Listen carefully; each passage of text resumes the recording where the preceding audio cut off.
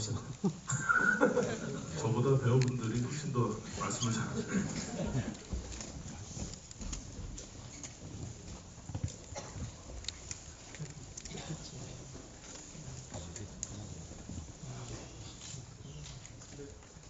뭔가 이렇게 말씀을 계속 잘 하시고 계신데, 네. 제가 무슨 말하고 있는지 하나도 모르겠어요. 제가 진짜 무대 공포증, 제 목소리가 혼자 나가는 거를 견딜 수 없어 하는 사람인데, 정말 시나리오 쓸 때 정말 힘들거든요. 힘들고, 그 다음에 투자 받을 때 정말 힘들고, 캐스팅할 때 힘들고, 촬영할 때 힘들고, 그런데 얼른 시작가 제일 힘들고. 들어오시죠, 배우분들. 네, 모시겠습니다. 큰 박수로 맞이해.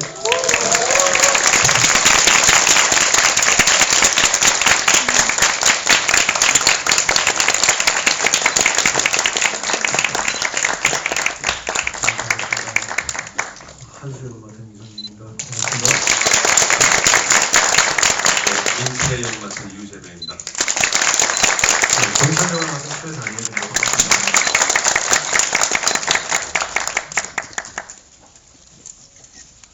영화 재밌게 보셨어요? 네. 대답이 영화 재밌게 보셨나요? 네. 감사합니다. 조금 작은 것 같은데 한 번 더 하겠습니다. 영화 어떠셨나요? 재밌게 보셨습니까? 제가 목격자 때도 복도에서 일이 악수해가면서 인사를 드리고 업무인데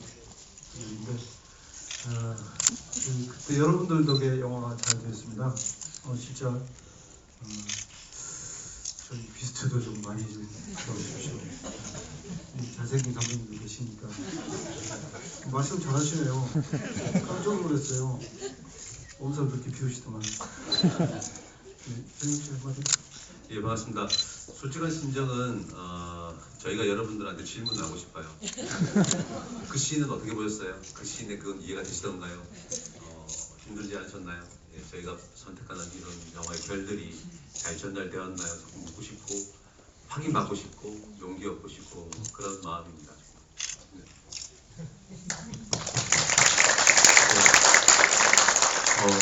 저는 감독님 작품에 굉장히 되게 출연을 개인적으로 하고 싶어서 어떤 같이 그 현장 과정들 되게 느껴보고 싶었었어요. 예전에 방황하는 클라리라는 영화를 봤을 때 굉장히 좋은 영향과 느낌을 받아서 물론 그 작품도 좀 이렇게 막 밝은 영화는 아니잖아요. 감독님은 성향상 이렇게 막 밝고 막 희망찬 영화를 만드는 건 아닌 건 이렇게 알고 있었지만 특히나 비스트 역시도 그렇진 않았지만 어떤 다 보고 나서 또는 중간중간 인간의 어떤 내면에 사실 남들한테 보여주고 싶지 않은 감정들을 이렇게 극화시켜서 보여주는 그 능력이 굉장히 뛰어나시다고 생각을 했고 그래서 어떤 거든 간에 같이 참여에 좀 섞여보고 싶었던 마음에 출연을 결정하게 됐고 네, 그랬습니다.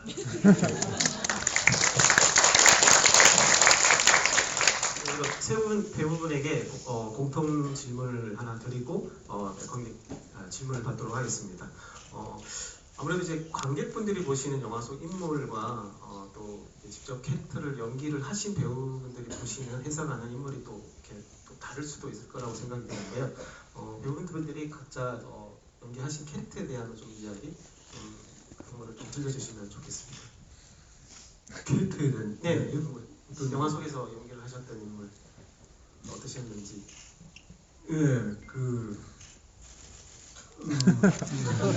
너무 이렇게 질문이 이렇게 방대해서 저는 그 이정호 감독님하고 그 전작들을 다 참여를 같이 했었어요. 그래서 뭐 다른 배우들보다는 이정호 감독님에 조금 익숙한 편이고 이정호 감독님이 방황하는 칼날에서 표현하고 싶었던 어떤 화두들이 있었는데 이 영화 역시 그것이 있는 것 같았었고 또 이정호 감독님 특유의 그 대사 문체가 있어요. 그걸 굉장히 제가 힘들어하는데 그것 때문에 풀이 때 신바이 씬을 거의 한 세 차례 정도 했죠. 한 5-6시간씩 앉아서. 그래서 현장에서는 뭐 캐릭터를 더 이렇게 이야기할 게 그렇게는 없었는데, 단지 이제 어떻게 하면은 설득력 있게 관객들한테 집중력 있게 그 한수라는 캐릭터로 영화 끝까지 엔딩까지 이렇게 잘 이렇게 몰고 간다는 표현은 좀 이상하지만 관객들 끌고 거기까지 갈 수 있을까, 그런 고민들을 많이 했었고 걱정도 많이 했었고 그랬던 기억이 납니다. 그럼 그 이 한수라는 캐릭터가 가지고 있는 어떤 뭐 영화 제목의 어떤 의미는 비스트라는 걸 적용을 했을 때 이 인물이 가지고 있는 어떤 내면의 어떤 그런 건 어떤 것들이 있을까요?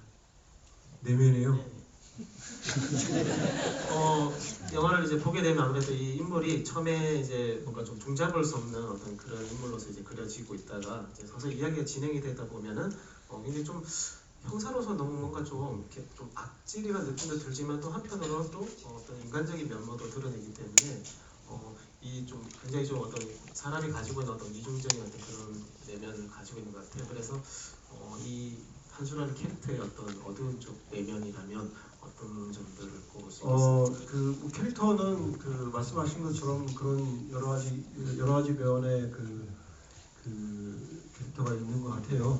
원래 저희 영화에서는 뭐 굉장히 직감이 있고 뭐 이렇게 본능적으로 뭔가를 캐치해내고 하는 그런 스타일의 캐릭터 성격을 가진 사람이라고 이야기해서 그 부분을 뭐 하려고 노력했는데, 그 캐릭터보다는 워낙에 이 인물이 가지고 있는 처해 있는 상황들이 워낙에 계속 변화가 있어서 충분히 그 상황에 맞게 이렇게 잘 이렇게 묻어가면은 캐릭터 문제는 그 다음 문제라고 생각하기 때문에 감독님과도 맨날 그 얘기를 했던 것 같아요. 이게 캐릭터의 문제보다 이 주인공, 이 인물이 처해 있는 상황이 계속 변하니까 거기에만 충실히 가도 나는 끝까지 갈 수 있겠다. 그렇게 생각했던 것 같아요. 예, 그럼 민태로 넘어가서 얘기하고 싶은 얘기, 어려운 질문은 대답을 잘합니다. 하고 싶은 얘기가 되게 많은데 잘 정리해서 전달할 수 있을지 좀 걱정되는데, 여러분들 얼굴 보니까 좀 용기가 나네요. 어떤 상대적 기준에서 봤을 때 저희 영화는 되게 불친절한 영화일 수도 있고 또 불편한 영화일 수도 있을 것 같아요. 근데 저는 어떤 다른 관점에서 봤을 때 저희 영화는 되게 현실적인 영화라고 생각하고, 영화적으로 극단적인 어떤 선택에 처한 인간의 모습을 보여줘서 영화적 어떤 모습을 보이지만, 사실은 자세히 보면 누구나 다 저러지 않을까? 어떤 문제에 닥쳤을 때 이러지도 못하고 저러지도 못하고 눈치를 보고 질투를 하고 경계하고 혼자 맞다고 생각하고 그걸 행동했는데 또 다른 악순환의 일들이 생기고, 그런 일들의 이상한 일들의 연속이 만약에 현실적이라면 저는 되게 현실적인 영화고, 어떤 부분에서는 적극적으로 관객에게 제시를 하는 영화일 수도 있다라는 어떤 관점을 말하고 싶어요. 왜냐하면 저희 영화의 주된 문구인 누가 과연 괴물인가, 그 절대적인 존재인 절대 악을 두고 거기서 악의 다툼만 하는 인간들의 모습을 보면서 안쓰럽기도 하고, 그래서 저희 영화를 보신 마지막 왜 그랬냐? 그러게 어쩌다 이렇게 됐냐? 라는 그 화두는 극중 나오는 시시프스의 얘기처럼 끝이 나지 않는 어떤 일들의 연속, 그 어떤 자기 합리화의 연속, 이기심의 연속의 그런 모습들을 보여주는 것 같아요. 그런 부분에서 밑에는 다분히 또 현실적이기도 하고 이성적으로 보이지만 그건 토장된 모습이고, 그리고 결국 자기의 이기를 위해서 어떤 선택을 하게 되는 모습들, 쓸쓸하지만 되게 좀 직시한다면 적극적으로 어떤 인물들을 바라볼 수 있는 영화라고 생각합니다.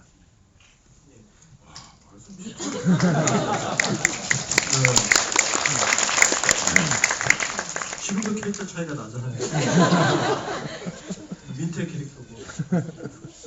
이제 궁금한 것이 그 극 중에서 이제 그래도 한수의 어떤 배려로 이제 어쨌든 그 살아남게 됐는데 마지막 순간에 가게 되면 아무래도 또 자기의 이익을 위해서 또 선택을 하는 어떤 그런 입장이신데, 언뜻 보기에는 영화 속에서 그려진 인물의 어떤 모습을 봤을 때는 뭔가 이제 좀 반성, 뭐 좀 계속 몰아가고 인물을 몰아가는 어떤 그런 과정에서 그런 부분들 좀 반성을 하고 뭔가 좀 도움을 줄 것 같았는데 뜻밖의 어떤 선택을 하게 되는데 그 직접 연기를 하신 어떤 배우로서는 어떤 감정이었을까요, 그게?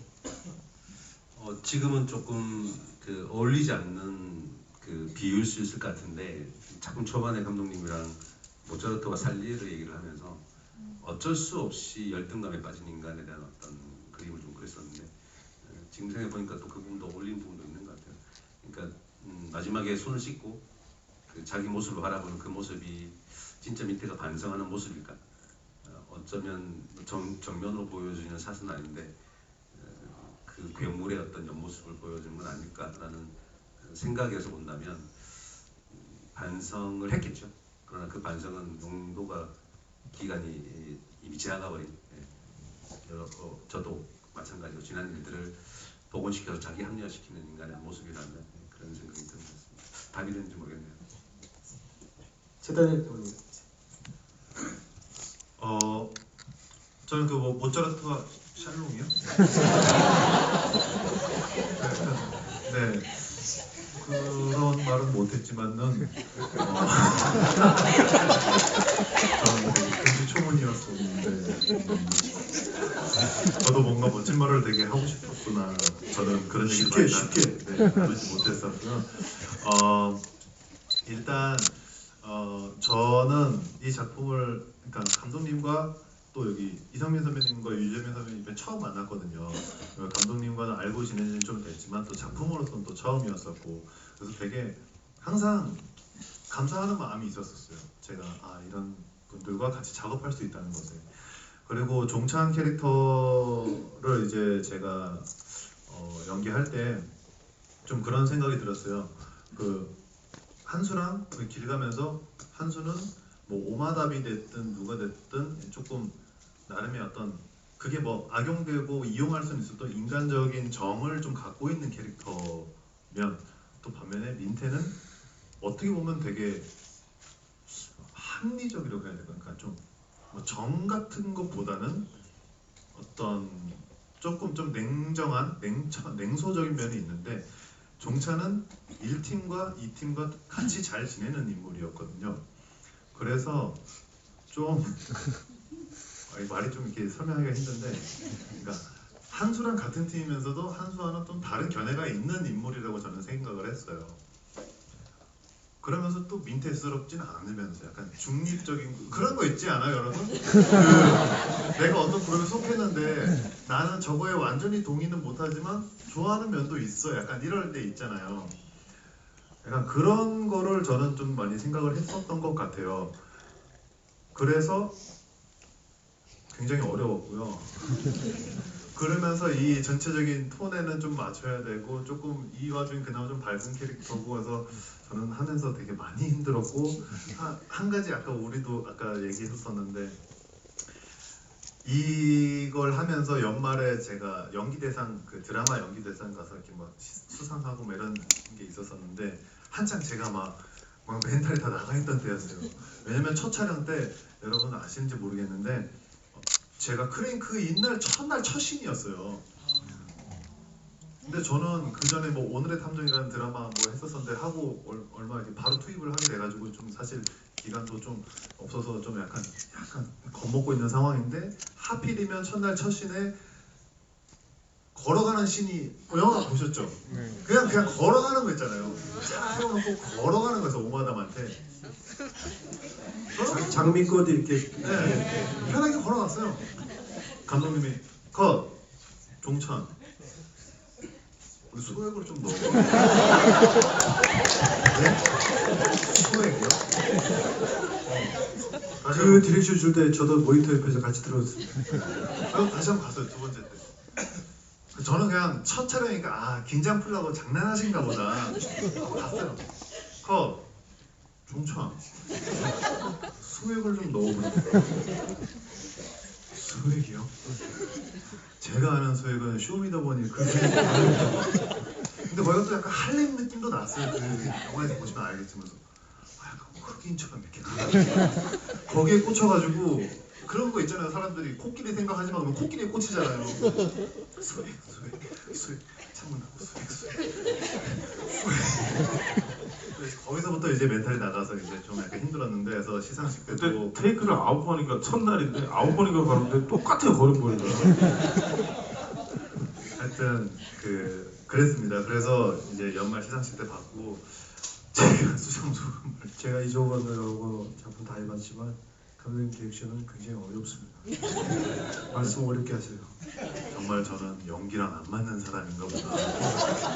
그래서 제가 현장 갔을 때 저는 나중에 갔는데 저한테 다가와서 형 연기가 참 어려운 것 같아요.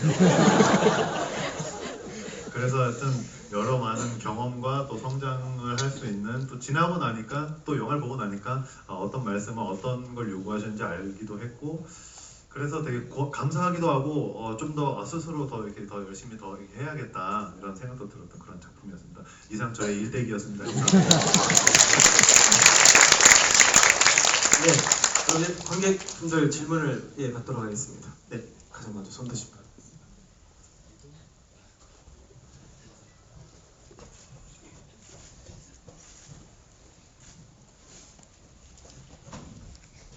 지루하진 않으시죠? 네. 감사합니다. 영화 잘 봤고요. 제가 궁금한 거는 그 한수 역의 그 부인분이 마지막에 뭐 피해자처럼 이렇게 나오잖아요. 근데 그분이 극 중에서 사망을 한 건지 그렇지 않은 건지 일단 궁금하고 그 연기하신 배우분도 얼굴이 저는 익숙치 않던데 그분이 어떤 분이신지 또 캐스팅을 어떻게 하셨는지 궁금합니다.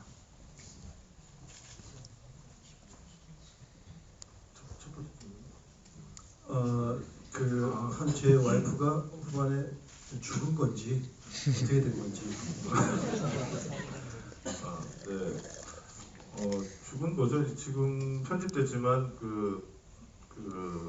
우리는 다 봤으니까 원래는 한수가 춘배를 죽이고 난 다음에 춘배를 죽이게 된 상황 이후에 하루가 더 있었어요. 하루가. 거기서 민태가 아침에 이제 북주를 하고 그런데 이제 큰일 났습니다 하고 가면 이제 그 정연 한수 집에 이렇게 피바다가 된 한수 집이 이제 나오는 아름다운 장면이 있었는데 저는 되게 기묘한 아름다움 같은 게 느껴진다고 생각했는데 사람들은 다 처참하다고 잔인하다고 그래서 그리고 이제 민태가 그것을 실제로 보게 되고 이제 그날 밤에 이제 겪는 어떤 이 감정의 큰 그 변화가 있는데 그러니까 지금 이제 그 장면이 그러니까 사실 여러 가지의 방향성을 제시할 수가 있어요. 그 밑에의 감정이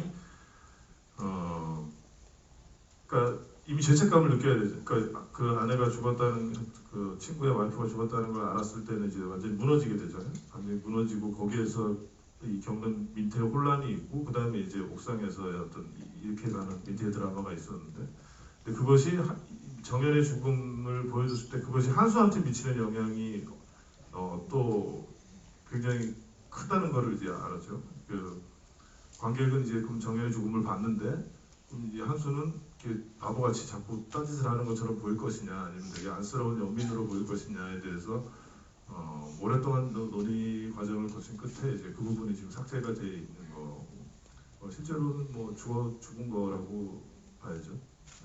그리고 그 배우는 되게 유명한 뮤지컬 배우입니다. 그 정연 역할을 그 마지막까지 제일 마지막에 캐스팅을 했는데 그러니까 기존에 이제 좀 알려진 이미지의 배우를 쓰고 싶은 생각은 없었고 그래서 지금 그 우리 완식 역할의 그 노인 역할 그분도 그렇고 이제 저도 영화 하면서 계속 새로운 배우를 찾고 싶은 마음이 있고 근데 짧은 시간에 찾아야 되는데 어떤 그 안시아라는 그 뮤지컬 배우인데 그분하고 미팅을 하고 계속 그 트레이닝하면서 되게 이미지가 굉장히 좋아서 그 선배님하고 같이 만나서 이제 부부로 과연 가능할 것인가도 확인하고 나이가 좀 어리시니까 그래서 논의 끝에 이제 결정을 한 것 같습니다. 여기 그 이성민 배우님의 질문을 이제 드리고 싶은 게 그 아내가 어쨌든 뭐 고문을 뭐 당하는 어떤 그런 상황에서 뭔가 녹음이 돼서 그 소리를 들으면서 이제 고통스러운 어떤 연기를 이렇게 이렇게 보여주시고 계신데요. 이제 영화를 보는 어떤 관객 입장에서도 그 장면이 굉장히 이제 고통스럽게 어떤 감정이 와닿게 되는데 그런 연기를 하실 때 어떻게 감정을 잡아서 나가시는 건지. 솔직히 그러면은 영화 이렇게 후반에 대신 찍었는데 점점 이렇게 초반부터 그 한수가 쌓아가는 그 정황들이 점점 감정들이나 이런 것들이 스트레스가 점점 심해지잖아요. 근데 한 중반 이후를 찍고 나니까 중반 이후 분량을 찍고 나니까 과연 엔딩에서 저 어느 정도의 그 상태를 연기해야 될지 모를 정도로 있었어요. 그래서 감독님한테 맨날 물었어요. 어떻게 할 거야? 어떻게 해야 돼? 근데 모르겠대요. 저도 되물었어요. 어떻게 하실 거예요? 그래서 그 시는 사실 그 계산을 거의 하지 못하고 했던 것 같아요. 그냥 그건 거짓말이겠지만 진짜 막막하게 했던 것 같아요. 어떻게 그 덕신 이퀄 림인가 뭐 그거 온몸이 마비가 오는 걸 어떻게 연기해야 되며 그 상태에서 그 부인이 그 고문받고 죽어가는 소리를 어떻게 표현할 것이며 그리고 어떻게 그 마비된 몸을 극적으로 또 움직여서 총을 쏠 건가 그 고민을 굉장히 많이 하면서 했었는데 마침 그날 그 촬영하는 날 아침에 눈이 이렇게 터져가지고 핏줄이 진짜 터져가지고 그나마 좀 위안이 좀 됐었어요. 이거라도 두 번 전에 터졌고 해지치가 한 번 터졌었는데 첫 번째는 그 경찰서 촬영 분량은 다 끝나고 부산을 들어갔는데 터졌어요. 그래가지고 감독님한테 눈 터졌다고 보내니까 이게 우리 현장에 터졌어야 되는데 아깝다고 그래가지고 저는 굉장히 아까웠었는데 마침 그거 찍는 날 그 눈이 그렇게 돼서 이게 무슨 재수인가 하고 그거에 의지하면서 연기했던 기억이 납니다. 참고로 말씀드리면 이정호 감독님하고 영화를 하는 배우들은 눈이 다 터져요. 망화는 칼날 때 재용 씨가 마지막 엔딩 씬에 총 들고 거리에서 아이를 겨눌 때 제가 그때 거기 있었거든요. 그 방안의 칼날에 재용 씨의 엔딩인데 정재영 씨가 눈이 터져왔더라고요. 근데 내가 아니 도대체 뭘 어떻게 했길래 눈이 터져오지? 야 저거는 그 둘이 찔렀나? 그 굉장히 신기했었는데 제가 그러고 나니까 이해가 되더라고요. 스트레스를 많이 받았구나. 그랬었고 제 터진 거 보고 재명 씨가 또 어떻게 저기 눈이 터졌다는 싶었는데 그래서 나는 아직 멀었구나. 선배님의 경지를 많이 멀었구나. 우리 아직 멀었어. 굉장히 좀 이렇게 그건 정말 이렇게 본능적으로 연기했던 시인 같아요. 네. 다음 질문 받겠습니다. 네.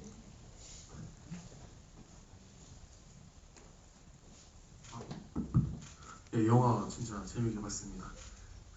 감사합니다. 제가 지금 영화를 공부하다가 휴학을 한 분위기인데 그 앞부분에 안개의 숲하고 고라니가 치이고 막 그러지 않습니까? 예, 그 장면에서 혹시 의도하신 게 그 무슨 뜻이 있는 것 같아가지고 혹시 그 뜻을 여쭤봐도 되는지. 네. 뭐 고라니는 사실 어떤 선을 향하러 가는 길에 닥친 예상치 못한 어떤 불행 같은 거죠. 그러니까 지금 이 영화에서는 저는 이제 한수의 양심이라고 생각을 했어요.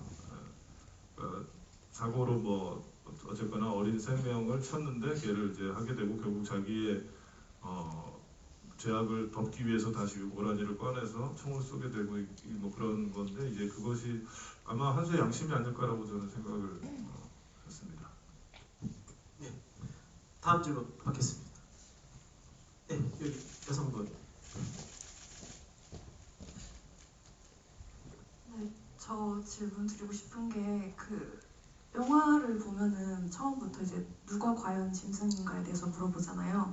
근데 저는 왜라는 질문이 저한테 던져질 때마다 그 대사나 영화 속에 등장하는 그런 짐승 그리고 뭐 쓰레기장, 미친 사이코패스, 사람을 죽인 사람, 짐승으로 표현되는 많은 단어 대사들이 있었는데 제가 왜라는 질문을 받고 나니까 그 배역을 직접 하셨던 배우님들께서는 이제 이 대사나 영화 속에 등장했던 쓰레기라던가 미친 사이코패스라던가 어떤 비속어가 동원되는 그런 각종 짐승들에 대해서 어떠한 사람이 짐승이라고 좀 정의를 내리실 수 있게 됐는지 연기를 하신 뒤에 궁금합니다.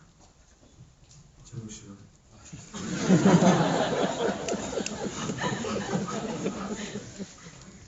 뭐 개인적인 생각인데요. 그 극중 나오는 살인마는 정상인의 눈으로 봤을 때는 쓰레기죠. 인간이 아닌, 인간이어서 할 수 없는, 인간이어서는 절대 할 수 없는 어떤 절대 악의 괴물이죠. 근데 그 괴물을 잡기 위해서 서서히 괴물로 변해가는 본성에 대한 얘기 같아요. 근데 그 본성 중에 제가 오늘 영화 보면서 느낀 것 중에 하나는 좀 놀라운 사실인데, 여기 앉아 있는 배우뿐만 아니라 다른 캐릭터들도 상대방과 교감하지 못한다는 느낌. 극 중에 나오는 형사들도 그렇고 나오는 그 모든 인물들이 자기 말만 하고 있어요. 그리고 상대방의 말을 듣는 척하지만 듣지 않고 독단적으로 판단해버리고 다시 그 말을 자기의 이기로 써버리고 행동하고 맞다고 다시 우기고 또 만나는데 또 교감하지 못하고, 그 대표적인 신이 아마 그 사격장에서 협조하자 그런 얘기를 하거든요. 근데 저희뿐만이 아니라 오늘 1팀, 2팀 형사들 보면서 느꼈어요. 계속해서 형사들이 동료라고 하지만 그렇지 않은 모습들을 많이 봤었고, 극 중에 나오는 많은 탄약들도 그랬던 것 같아요. 그러니까 엇갈리는 어떤 그런 개개인의 어떤 그런 것들을 보면서 인간이어서 할 수 있는 이성적인 어떤 교감이 아니라 본성적으로 교감을 해야 되는 것이 우리의 운명인데 그러지 못하는 그런 모습 중에 하나가 제 개인적인 생각으로는 괴물이 되어가는 과정 같아요.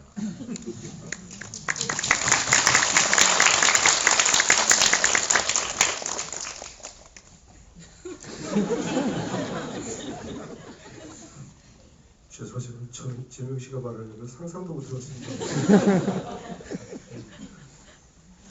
진짜 캐릭터가 오늘 네,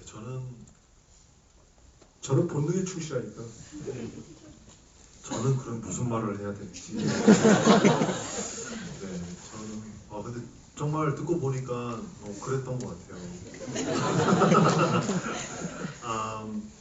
약간 영화의 비스트, 그러니까 저도 비스트 찍으면서 왜 제목을 비스트라고 지으셨을까 감독님이, 그 의문을 좀 많은 시간 가졌었거든요. 어쨌든 감독님이 쓰셨고 했으니까, 그러니까 그 작품에 여러 캐릭터가 있어도 저는 그 생각을 하거든요. 누군가 그걸 썼으면 그 쓴 사람의 어떤 여러 가지 성향들이 이렇게 묻어 나와 있을 거다. 그래서 다 각기 다른 색깔의 짐승들이 그려져 있지 않았나 싶어요. 그래서 오마담도 그렇고 심지어 종찬까지도, 그러니까 뭐 예를 들어서 꼭 곤충으로 비유를 하자면 해를 끼치지 않는 곤충도 결국 곤충이잖아요. 그러니까 균도 좋은 균이 있고 나쁜 균이 있듯이 어쨌든 균이잖아요. 그런 집합체들이 모여있는 비스트가 그 영화가 아닌가.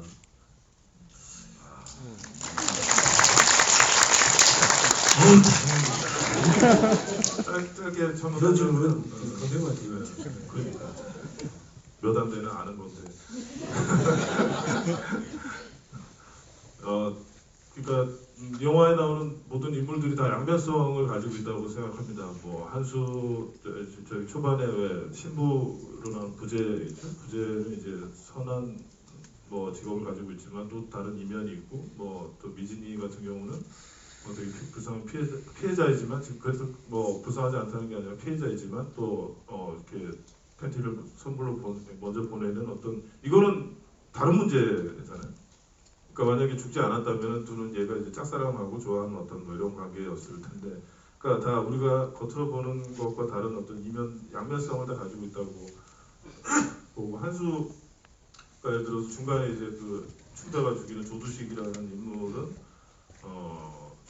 한수에서 한수가 얘기를 하잖아요. 이 새끼는 쓰레기인데 이런 새끼 하나 죽어서 이 새끼 때문에 200명 수백 명이 고통스럽게 살았는데 이런 새끼 하나 죽는 게, 사실 그때 당시에 등가 교환을 생각했을 거 아니에요. 지금 살인범을 잡을 거냐, 이 쓰레기 같은 새끼. 그러니까 그 순간 듣가 교환을 했을 때 그러니까 쓰레기 같은 새끼니까 뭐 어쨌거나 한 거겠죠 선택을. 근데 이제 밑에는 그리고 송과장도 조두식을 보고 그까 쓰레기 새끼 하나 준 것 때문에 지금 이러는 거야? 이거고 밑에는 또 사람 죽었고 범인을 잡는 겁니다. 그러니까 이게 쓰레기는 쓰레기인 거고 또 다른 면이 있는 건데, 그러니까 그런 어떤 식의 어떤 양면성들, 한수도 그런 양면성을 가지고 있고 밑에도 그런 양면성을 다 가지고 있는 그런 그 역시 이제 그 초반에 그 부검이가 얘기하는 누구나 마음속에 짐승 한 마리씩 가지고 있는데 그 짐승이 정말 어떤 시기에 어떤 식으로 튀어나올지 모르는 거 아닌가 뭐 이런 그런 거. 뭐 정리하자면 사람은 누구나 양면성을 가지고 있고 이게 어떤 자기의 어떤 상황에서 이제 어떤 이익이 되느냐 해가 되느냐에 따라서 어떤 그 양면성이 어느 쪽을 선택을 할지 그런 게 뭐 아닐까요? 네, 다음 질문 받겠습니다. 네, 왼쪽에 앉으시죠.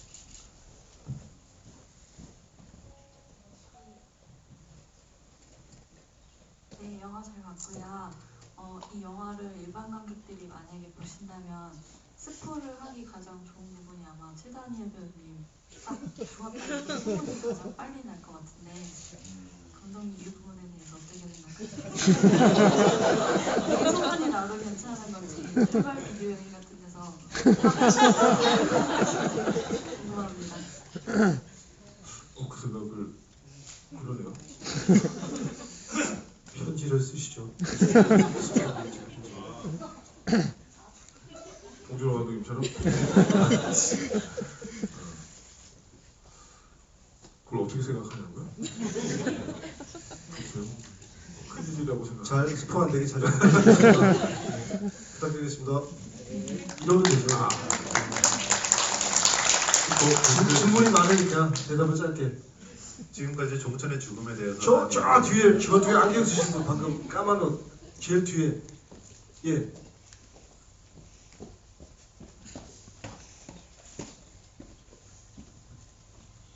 네, 영화 잘 봤고요. 제가 궁금한 거는 이제 이성민 배우님의 감정 선 같은 건데 이제 춘배가 이제 너가 선택한 거야라고 하고 나서 이제 그 이후부터 제가 그냥 몰입해서 느꼈던 거는 그냥 겪은 상황을 다 붙여버리고 싶다 이런 감정을 가지고 몰입을 했는데 그 이후에 느꼈던 그리고 몰입했던 이성민 배우님의 감정선과 이정호 감독님과 그게 일치했는지, 그리고 제일 궁금한 거는 아까 이정호 감독님이 말씀하셨던 그 눈구덩이 그 표현력이 자유자재로 되시는 건지 되게 궁금합니다.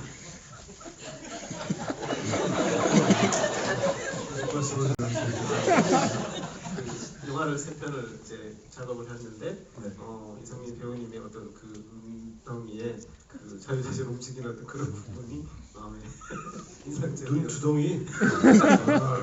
이건 저희 집안 내력 이거 유전이고요. 네. 가끔 거기에 집중하고 그 마음을 먹으면 떨 수는 있습니다. 그리고 그 춘배를 그러니까 이거 네가 선택한 거야 그 순간 이후에 어떻게 전달이 잘 안 돼가지고 그 후에 감정이 어땠냐 뭐 어떤 거죠? 그 인물이 이제 그 이후에 어떤 상황 자체를 뭔가 파괴버리고 싶다, 부셔버리고 싶다 어떤 이런 류의 감정을 가지고 예, 그 뭐 굉장히 폐부를 찌르는 말이었고요. 그 춘배의 그 말은 그 순간 춘배는 거의 사탄처럼 저희한테 다가왔었고요. 감독님 디렉션도 춘배에게 약간 그런 걸 요구한 거였었고요. 영혼을 팔아버리는 것 같은 그런 악마 같은 모습이었었고 그 후에 그걸 어떻게든 만회하려고 그 마담을 찾아간 거고 그리고 어떻게든 끝까지 그 노인을 잡아서 이를 어떻게든 모발시키려고 끝까지 몸부림치는 그의 모습이었었고요. 그거에 집중했었고 거기에 이제 가서 부인이 그렇게 당하는 반전이 생기는 거죠. 거기까지는 굉장히 좀 뭐랄까 다시 한 번 더 이 일을 어떻게든 마무리해 보려고 하는 그 노력 거기에 집중했던 것 같습니다. 질문 더 받고 싶은데 지금 시간이 다 돼가지고 저희가 대답을 길게 해가지고 네, 죄송합니다. 아쉽지만 여기서 마치도록 해야겠습니다. 마지막 한 번만 한 네, 번만 알겠습니다. 죄송합니다. 저기 눈에 먼저 뛰어가지고 잘 좀 부탁드리겠습니다. 저희 영화.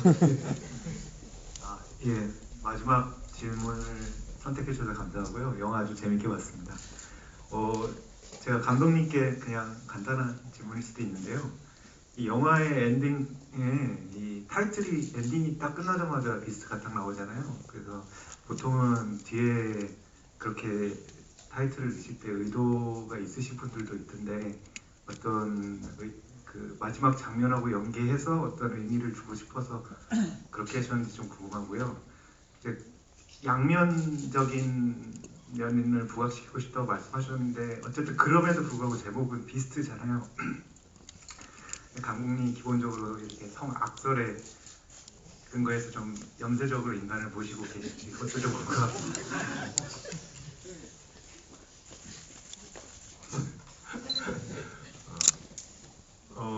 타이틀은 이제 지금 보셔서 아시겠지만 앞부분에 저희는 타이틀을 넣지 않았어요. 영화를 그냥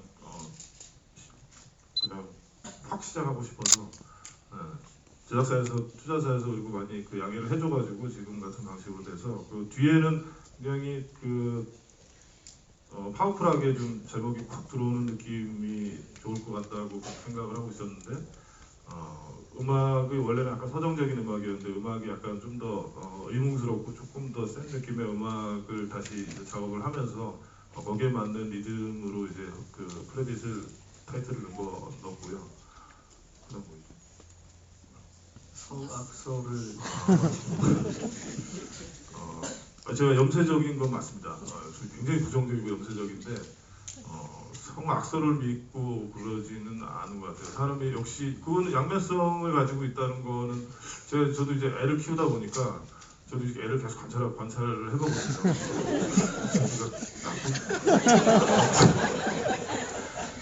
굉장히 서운하단 말이죠. 사실 그 문제에 대해서는 사실 뭐 이게 옳다 저게 옳다라고 아직 저도 답을 내리지는 못한 문제를 같습니다. 어떻게 생각하세요? 교수분들도 문학적인 것과 작업의 그 개념과 그 보통의 본인의 일상하고는 약간 구분이 되는 거잖아요. 저는 그렇게 보고 있습니다. 감독님이 뭐 염세적이거나 그럴 수도 있겠지만 그거는 감독님의 그 영화에서 보여지는 것이 원래는 그렇지가 않습니다. 따님도 아주 귀엽고요.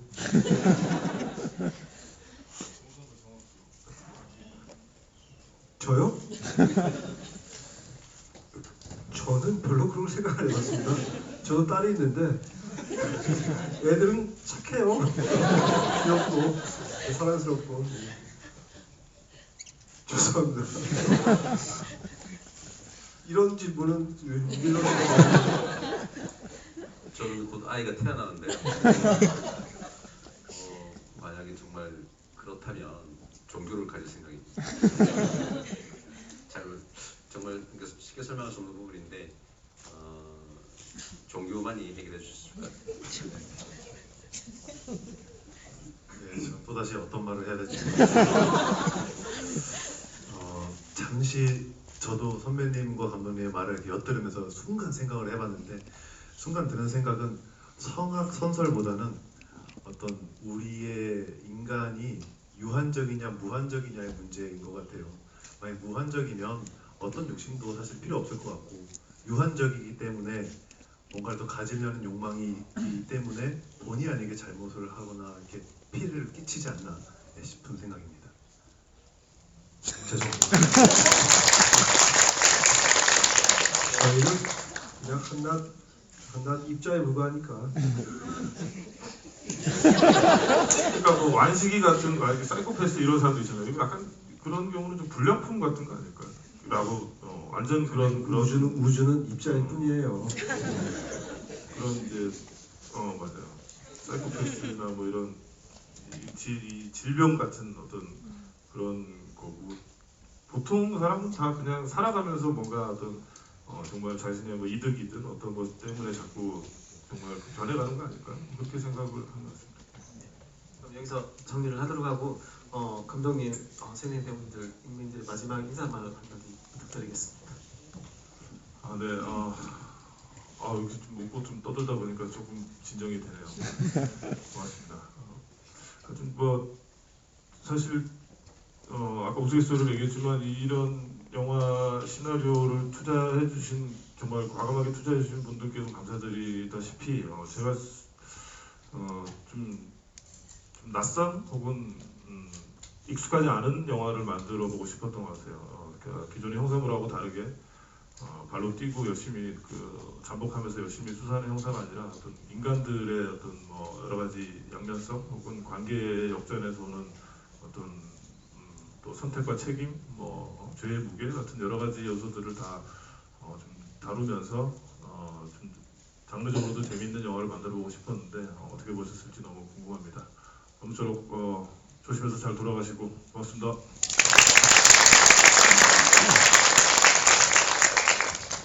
예, 굉장히 작업이 힘들었습니다. 감독님이 익숙하지 않은 방식의 뭐랄까 작업 방법을 하시고 굉장히 뭐 감독님 좋게 말하면 굉장히 뚝심 있게 하시는데 또 나쁘게 말하면은 정말 사람들 진을 다 빼게 연출하시는 스타일인데 그리고 감독님이 이야기하고 있는 영화에서 방식이 좀 익숙하지가 않아서 사실 걱정을 많이 했습니다. 어떤 결과물이 나올지. 근데 마음을 졸이면서 낮에 기자 시사 때 같이 봤습니다. 결과물을 보고 굉장히 많이 솔직히 좀 안도를 했습니다. 100% 만족하지는 않지만 아쉬운 점이 있긴 하지만 개인적으로 영화가 부끄럽지는 않았습니다. 그래서 좀 자신감을 얻었고요. 그리고 또 감독님이 인터뷰를 잘 못하십니다. 말씀을 너무 못하셔가지고 스스로가 인터뷰를 안 하겠다, 뭐 집을 안 하겠다 해서 이 자리를 통해서 좀 풀으려고 좀 이렇게 좀 까분 점 양해 좀 해주시고 사랑스럽게 봐주시고 이정호 감독님 많이 응원해 주십시오. 그리고 무엇보다 저희 영화 이제 저희 할 건 다 했고요. 이제 여러분들 관객분들의 손에 달린 것 같습니다. 저 관객분 모두가 사랑할 수 있는 그런 영화가 될 수 있도록 여러분들이 많은 힘 보태주시면 정말 감사하겠습니다. 오랫동안 잘해주셔서 정말 고맙습니다.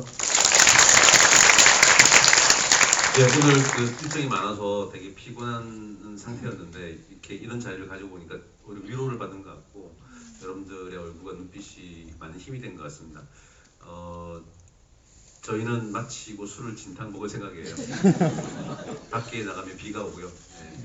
각자의 몫으로 영화를 가져가시고 또 좋은 남은 시간 잘 보내시고 영화가 개인적으로 마음에 드셨다면 많은 홍보와 관심 부탁드리고 자기가 좀 맞지 않다면 그냥 가만히 계시면 됩니다.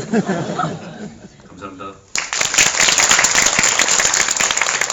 네, 사실 저는 이 영화는 제가 연기 생활을 하면서 정말 하고 싶었던 감독님과 작업을 하게 된 저의 사실 처음이에요. 그러니까 하고 싶었던 사람과 이렇게 작업을 하게 되는 경우가 사실 흔히 있는 일이 아닌데 그래도 이제 또 어떻게 뭐 홍보를 뭐 같이 할 때 이제 저는 얘기의 한 3분의 2가 다 스포가 될 것 같아서 좀 많이 생각을 하게 되는데 어쨌든 거기다가 이제 크게 제가 할 말이 좀 많이 없었을 때가 많았었어요. 근데 그럼에도 불구하고 이렇게 관객과의 대화를 하게 된 이 자리도 저는 처음이거든요. 그래서 이런 자리에 있게 해주신 감독님과 또 우리 관객 여러분들께 너무 감사드리고요. 그런 여러 의미에서 저는 되게 뜻깊은 작품이고 되게 감격스러운 작품입니다. 그래서 앞으로도 또 좋은 모습으로 또 앞으로 다른 작품들을 통해서 여러분들을 뵙게 되길 바라겠고요. 이렇게 지금까지 시간 내주셔서 같이 얘기하면서 웃을 수 있었던 시간 너무 행복했습니다. 감사합니다. 오늘 함께 해주셔서 감사드리고요. 돌아가시면서 이제 이 비스트 속의 인물들에서 좀 한번 생각을 해보시면서 나라는 어떤 선택을 했을까 이런 걸 한번 생각해 보시면 좀 더 영화가 정리가 좀 잘 되지 않을까 싶습니다. 네, 함께 해주셔서 감사합니다. 감사합니다.